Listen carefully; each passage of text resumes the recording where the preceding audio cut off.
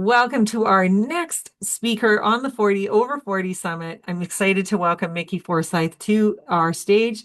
Mickey is a self-care mentor for women who are ready to feel like themselves again. Through grounded guidance and lived experience, she helps women release guilt, reclaim their time and energy, and reconnect with inner authority.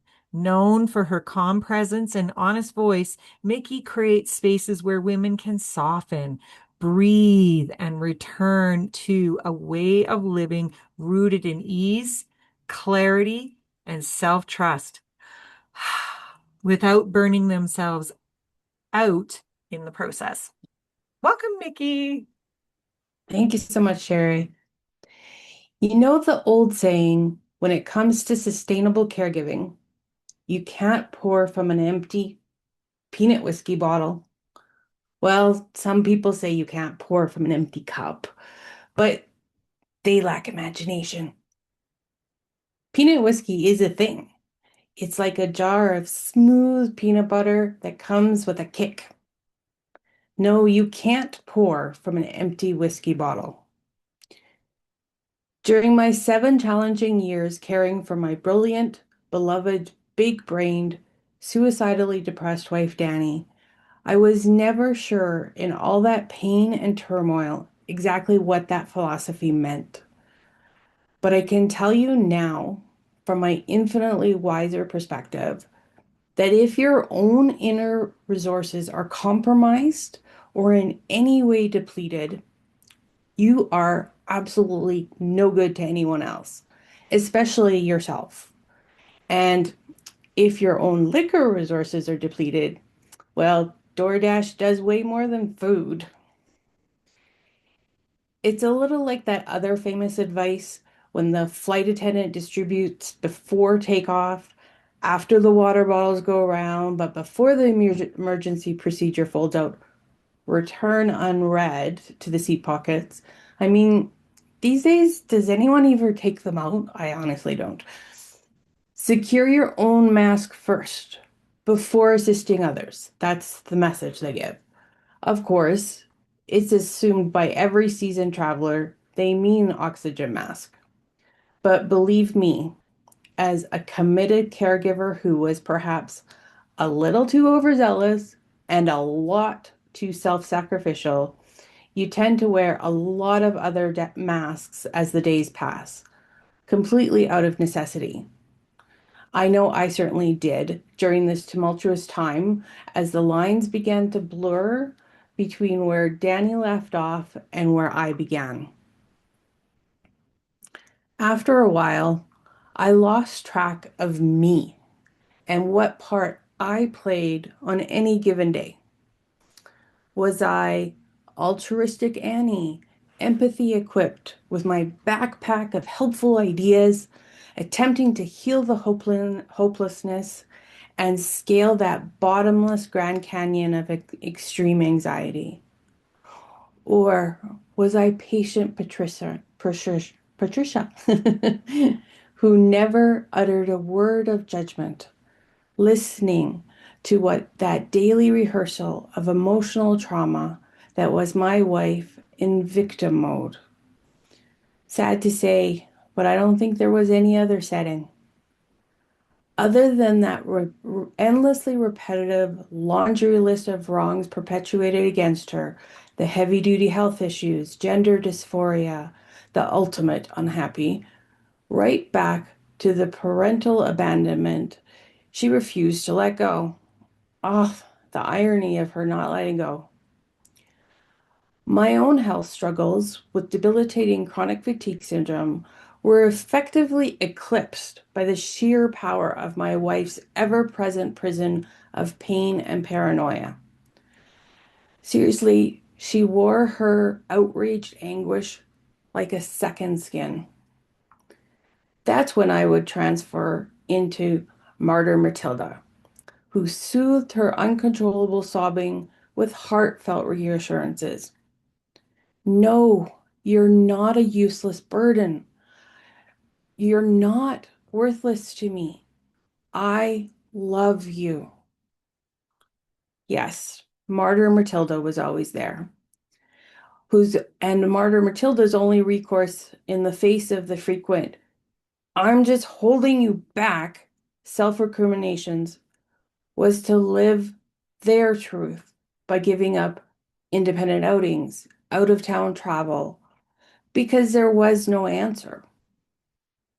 If I did manage to go out and made by myself, I would go out by myself, and that made her feel even more lonely. Oh, it broke my heart. When I did try and include Danny in my social activities, she became jealous and angry, even over something as simple as me having a meal with my best friend, Joanne. Frustrating? Yes. Difficult to keep going? 100%.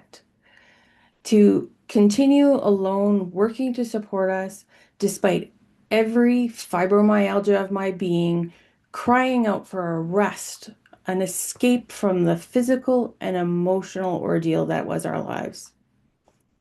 CFS, chronic fatigue syndrome, it feels like you have the flu all the time, 24/7. During that time, the nausea, headaches, minor fevers, muscle pain, it was all a distraction I had to completely ignore, shut it out, and just keep going to move us out from under the mountain of debt that was caused by our two-person business now being only me. But ultimately, it was just easier to shelve old, let's make a difference, Mickey, for a while and just become Stoic Sally, who, in self-defense, simply steeled herself to Danny's continual self-determination table talk. And when I say table talk, I mean the specter of suicide didn't hang silently over us, occasionally batting her eyelashes at the angel of death. Truth is, life taking by suicide was a multiple times a day conversation topic. It wasn't treated like an or else threat like you see on TV or in movies, but more like something mundane, like what's the weather today? Pass the Baron muffins. What should we do for supper? No, it was like every single challenge, big or small, the answer was suicide. It's odd to say, but somehow you become immune to it in a sense, and you morph into numb Nancy after a while. It just is always there. So, because it was always there, I didn't really know definitively if she would ever take that step.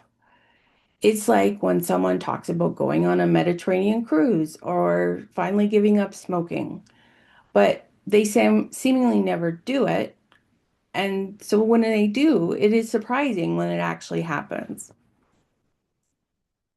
So where was I really in all of this mess?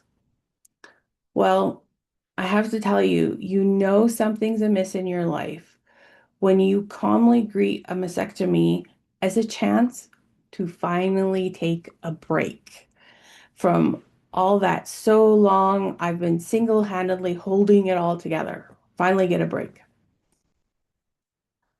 I always felt such an extreme obligation to keep working no matter what. I had to push my chronic fatigue physical symptoms to the side. And then when I had cancer and was undergoing treatments, I didn't mind as much working because it was actually a really good distraction. Yeah, it is a lot, Sherry. And many people, when they face a cancer diagnosis, they think about death. They think about what their life has been, what they've done, and what they still want to do when they face a cancer diagnosis. Primarily, they think about whether they're like how, if they're going to die. But honestly, it did not occur to me for even 1 second that I would die, even with a breast cancer stage 3 diagnosis. I knew with all my heart this was a blip and it was a temporary situation. My current therapist recently asked me how I got through it all. My response was that I knew things were temporary. I knew things would change. So even though a lot of the times I wanted to go tuck into a corner with a book and a pillow and hide from everything, from work, from Danny, from my symptoms, I also knew that the situation I found myself in at that moment was untenable. It was unsustainable, but something was going to give and it would all change. Thank you, Sherry. When I woke up alone that first morning, I I sighed. I took such a big breath. I enjoyed the luxuriant warmth of the sun. It was peeking through the window. But at the same time, I also felt so horribly sad. My wife of 7 years was not there. The silence was deafening. The void was palpable. Grief oozed out of me slowly and involuntarily like an uncapped tube of polysporin. The day before, Mother's Day 2024, my wife, Danny, she died by suicide after a lifelong battle with debilitating depression and mental illness. Now I was alone and exhausted. The caregiving weight was lifted off me. Danny was no longer in pain, and I was only responsible for myself and our two cats. I had wanted things to be different, but not due to Danny's death. But that is what it took for that change. Thank you, Diane. I was beaten down like a boxer, feeling pummeled hard like pretzel dough. I knew, though, that this was my new beginning. I had to redesign my way of being. It had come down to a crossroads.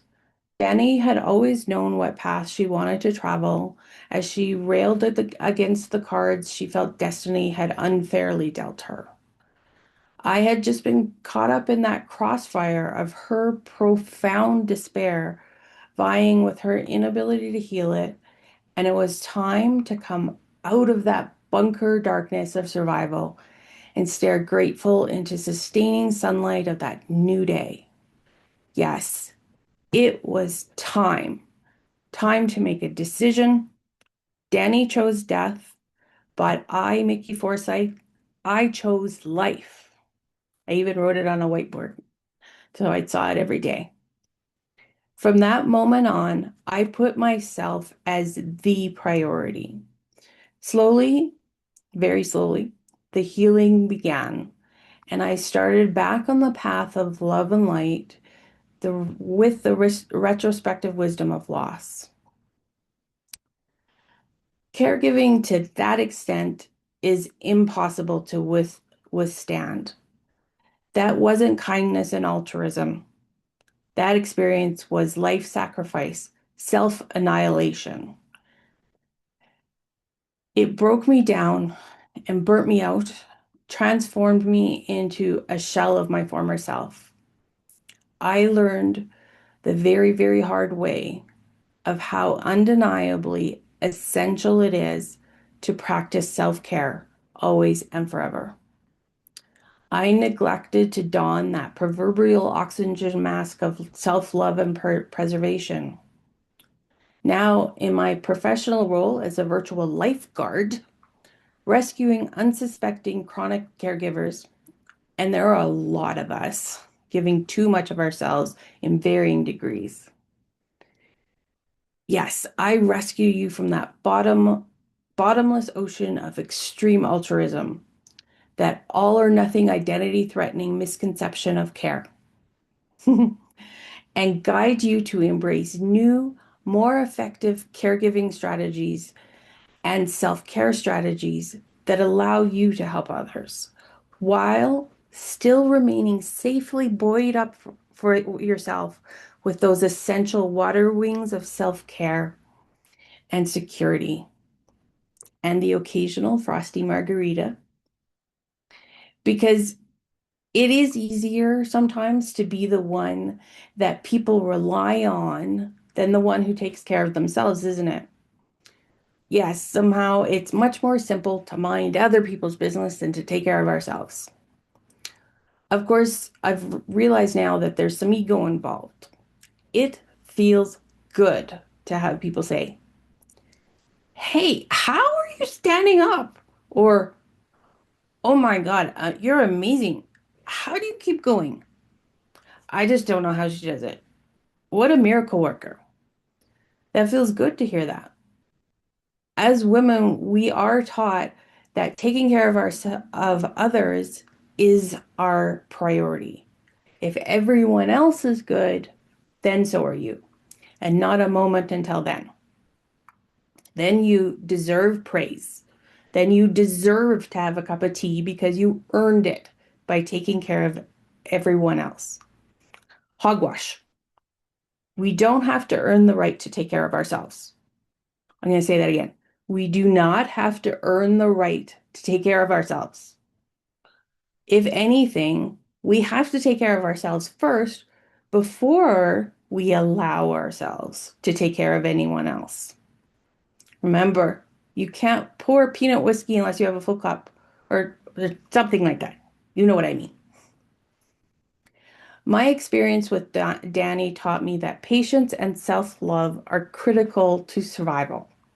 It has also taught me that I was completely wrong to not stand up for myself and say, "I need a break. I need a nap. I need away from these walls and this endless negative energy." I should have made my boundaries much more clear and felt fine about doing that. Not, not guilty or ashamed, but absolutely grand about doing so because those self-care measures were needed for me to save me. Yes, Danny's death allowed me to finally see how burned out I was, how much I'd let my self-care slide. I began rebuilding my life, enjoying travel again, practicing daily self-care, and making choices that are right for me. What I came to realize is that there are actually three A's to self-care.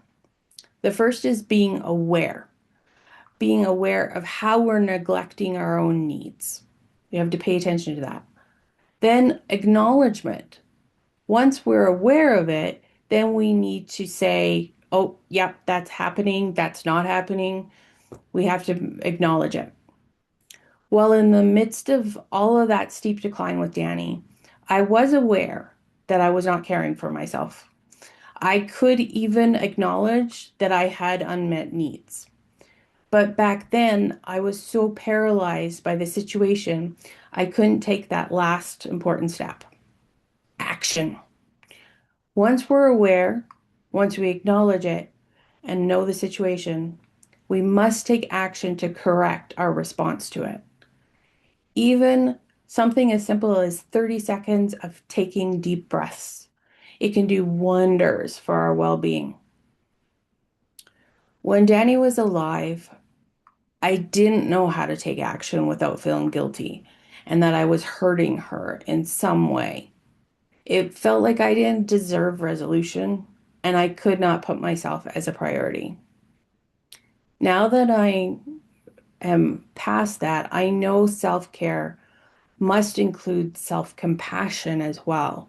We need to give ourselves the grace to practice every little bit of self-care we can. And then this leads to self-love. Self-care plus self-compassion equals self-love. I think we can all agree that we can all of us love ourselves just a little bit better. How do we prevent ourselves from going into burnout when we're in the heart of an overwhelming situation, whether it's caregiving, running our business, whatever the situation is? We often feel, I personally feel often that we have to do everything or it's not going to be right. It's not going to be done the way we want. One of my clients says it's the and syndrome that can really get to you. You're trying to help, but it's like saving a drowning person who, in their panic, they're hanging on to you, clinging to you, and then you're both going under. When they guilt you into doing more and more and more, it makes it so hard to say no to that manipulation because you know they are truly in need. But if you don't establish those boundaries, the next thing you know, you're giving up your day job, you're moving in as an unpaid servant because they don't want strangers in the house. It makes it even worse when you're an entrepreneur with your own business because family, they think you have all the time in the world because you don't really work anyways, right? You don't have a real job. How do we balance caregiving with self-care at the most critical time? We also need to accept outside support.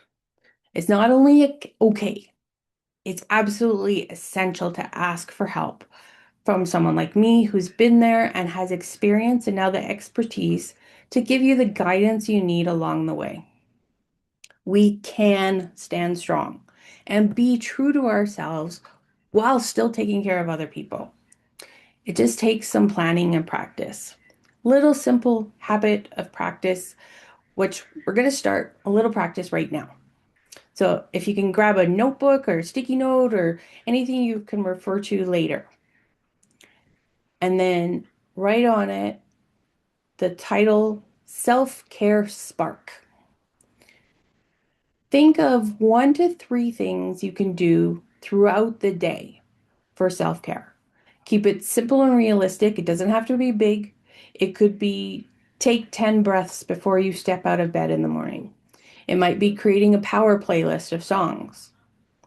So take a couple minutes just to write that down a few ideas. I'll give you a minute here. And remember, it doesn't have to be big, just little things, things that you can even just pay more attention to that you're doing already. One of my favorites is washing my face. I got amazing new cleanser and I love washing my face now.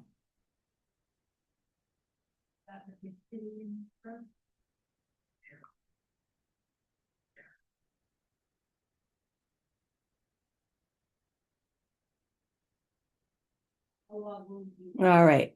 Even if you only have one idea, it's a start.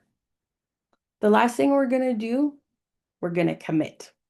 Don't be scared. Just to one thing, just one little thing. So write on your note, I promise myself to start and insert a super easy one tomorrow. Then sign your name. And if you're type A like me, you're going to date it. And you know what? You've taken your first step in rediscovering the real you with that one little step. I've learned so much from what would be considered a heartrending, impossible, even cruel situation. I feel it was part of my purpose to support Danny through her journey. She told me a number of times that I taught her what unconditional love looks like, and she never felt as loved by anyone as she did by me. Conversely, she really taught me how to love a person like that and how it feels to be with someone you truly care about, no matter what is happening. I've come to understand now that I will not be broken. I will not be defeated, and I can get through anything. I can also expect, receive, and enjoy happiness, love, and peace. Life for me includes work, fun, and self-care. My life's purpose is bigger than being a caregiver for loved ones, though. It's to share this message of love and hope that we can take care of ourselves and each other. It wasn't that Danny really wanted to die, but she didn't want to live anymore. She didn't feel like she had anything to contribute to the world, even to our lives together. I will never let that happen to me or anyone I have the opportunity to help take back their power and see, really see themselves for the truly valuable, strong, brave, and love-worthy person that you are. No matter, no more masks, no more of that hiding behind things. You can embrace and honor your needs, your authenticity. And before you help others, even before the peanut whiskey, become the love of your life. And there, from there, it's all up, up, and away.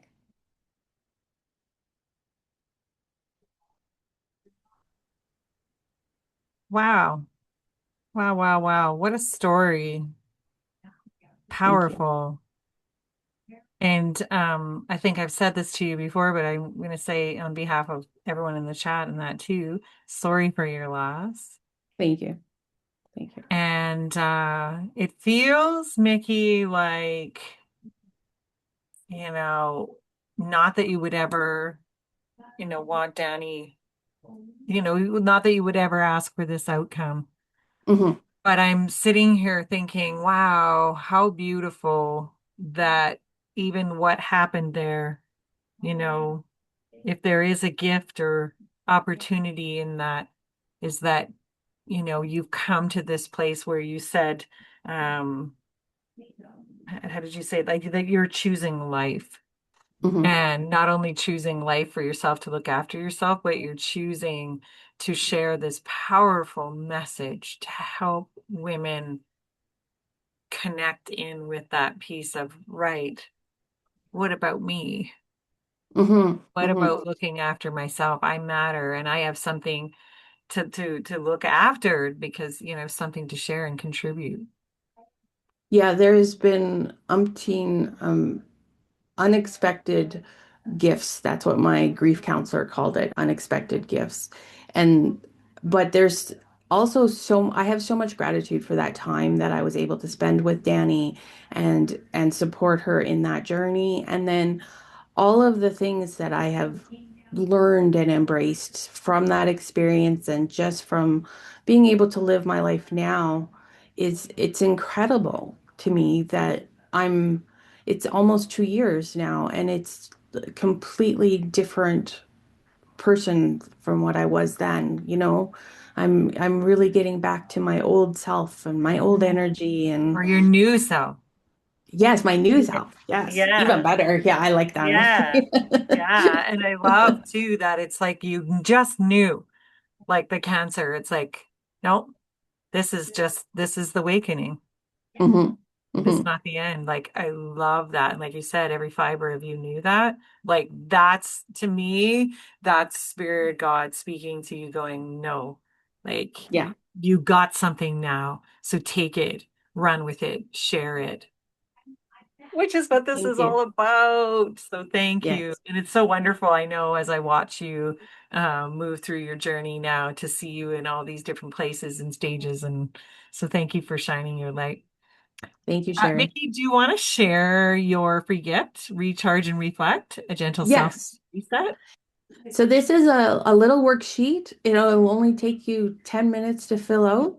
And it's just a way to very quickly look at where you're at right at this moment and reconnect and think of quick ways that you can incorporate self-care and just reconnect with yourself and just see where you're at. It's always, we have to check in with ourselves too. So the worksheet is Absolutely. available for everybody. Love it. And you also have, just check that link out. It's in the chat there. You also have the private self-care reset plus 30 days of personal support VIP gift. Do you want to share a little bit about that? You bet. So in that session, we will have a 60-minute session where we will talk about where you're at right now and where you can identify places for self-care, where you need support, what's going on with you. It's all about you and what you need. And I'll tailor my suggestions and responses to what is best for you in this moment. And then after the session, then you'll have still 30 days of email support where we can connect Oh, and you great. can have ongoing support and you're not Support that. alone. Perfect. That's a wonderful VIP gift. Thank you for your generosity. The link for VIP is in the chat. Um, and so if you're feeling this burnout and you've kind of let this slip, Mickey is your gal. Thank you, Mickey, for your Thank you so much, beautiful, Sherry. beautiful talk. And thank Thank you you. for shining your wonderful light into the world and co-creating with us here today. Thank you.